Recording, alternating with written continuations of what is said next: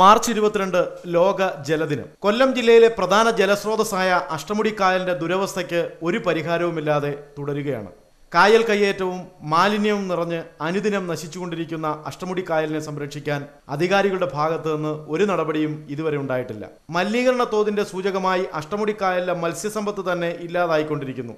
കായലിന്റെ പാതയോരങ്ങളിൽ കാണാറുള്ള ദേശാടന പക്ഷികളുടെ എണ്ണത്തിലും കുറവ് സംഭവിച്ചു. അശാസ്ത്രീയമായ മത്സ്യബന്ധനവും മലിനീകരണത്തിന്റെ തോത് വർദ്ധിച്ചതുമാണ് അഷ്ടമുടി കായലിനെ ഈ അവസ്ഥയിലെത്തിച്ചത്. മലിനീകരണത്തിന്റെ തോത് വർദ്ധിച്ചത് മൂലം ദേശാടന പക്ഷികളുടെ എണ്ണത്തിലും കുറവ് സംഭവിച്ചതായി നിരവധി പരിസ്ഥിതി സംഘടനകൾ നടത്തിയ പഠനത്തിൽ വ്യക്തമായിട്ടുണ്ട്.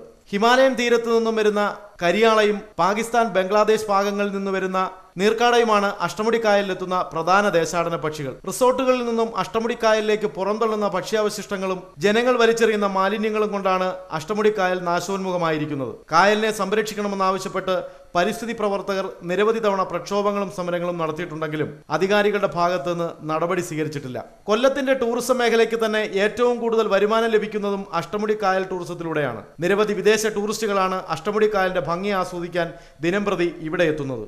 അഷ്ടമുടി കായലിന്റെ ടൂറിസം വികസന സാധ്യതകളെക്കുറിച്ച് DTPCയും സർക്കാരും നിരവധി പദ്ധതികൾ തയ്യാറാക്കിയിട്ടുണ്ടെങ്കിലും അതിന്നും ജലരേഖയായി തുടരുകയാണ്. അഷ്ടമുടി കായലിനെ സംരക്ഷിക്കാൻ വേണ്ട നടപടികൾ അധികാരികൾ കൈക്കൊള്ളണമെന്ന് പരിസ്ഥിതി സംഘടനകളും പ്രകൃതി സ്നേഹികളും ഈ ജലദിനത്തിൽ ഒരിക്കൽ കൂടി ആവശ്യപ്പെടുന്നു.